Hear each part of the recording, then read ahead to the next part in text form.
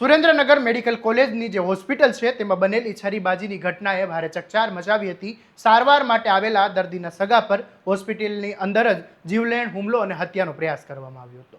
ઘટનામાં થોડા સમય પહેલા જ પોલીસે બંને આરોપીઓને ઝડપી લીધા હતા અને હવે સમગ્ર ઘટનાનું રિકન્સ્ટ્રક્શન કરીને ગુનાની કડીઓ જોડવાની કાર્યવાહી હાથ ધરવામાં આવી છે। શું છે સમગ્ર મામલો, આવો વિગતે વાત કરીએ આ અહેવાલમાં। નમસ્કાર, હું છું આસિફ કાદરી અને સ્વમાન સાથે તમારું સ્વાગત છે।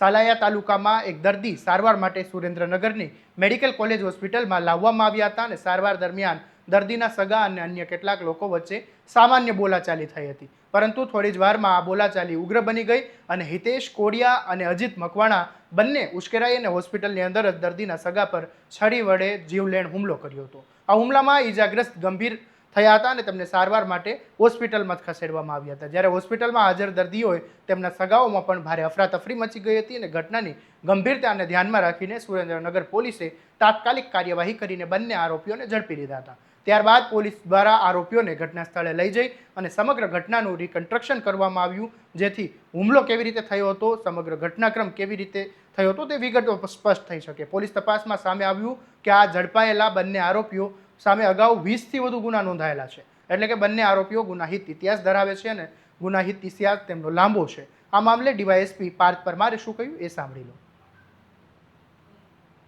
7 જૂન 2026ના રોજ રાત્રિના 11 વાગ્યાના આજુબાજુ શ્રીમદ રાજચંદ્ર સર્વમંગલ હોસ્પિટલના ઇમરજન્સી વોર્ડના દરવાજા સામે એક હત્યાનો પ્રયાસ, વ્યથા અને ગુનાહિત ધમકી આપવાની એક ઘટના બનેલી હતી અને આ ઘટનાને ધ્યાનમાં લઈને સુરેન્દ્રનગર સિટી એ ડિવિઝન પોલીસ સ્ટેશન ખાતે 4 આરોપીઓ વિરુદ્ધ એફઆઈઆર નોંધવામાં આવેલી હતી। આ આરોપીઓની શોધખોળ ચાલુ હતી।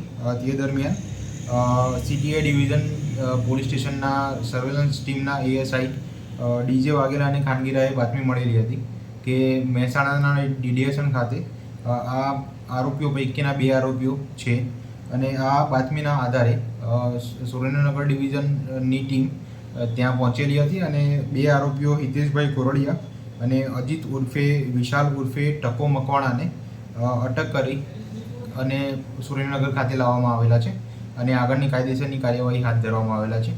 અને અત્રે નોંધનીય છે કે આ જે આરોપી છે હિતેશ કોરડિયા, તેના વિરુદ્ધ અગાઉ 7 ગુના દાખલ થયેલા હતા અને અજીત ઉર્ફે ટકો મકવાણા તેના વિરુદ્ધ કુલ 13 જેટલા ગુના દાખલ થયેલા છે।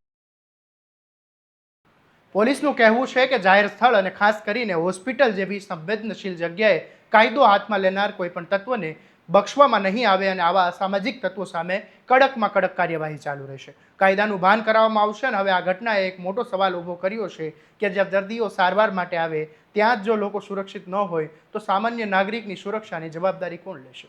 આવા જ વધુ સમાચાર અને વિગતવાર અહેવાલો માટે તમારા સ્વમાનને સબસ્ક્રાઇબ કરી દેજો અને આ વિડીયોને શેર કરવાનું ભૂલતા નહીં। નમસ્કાર।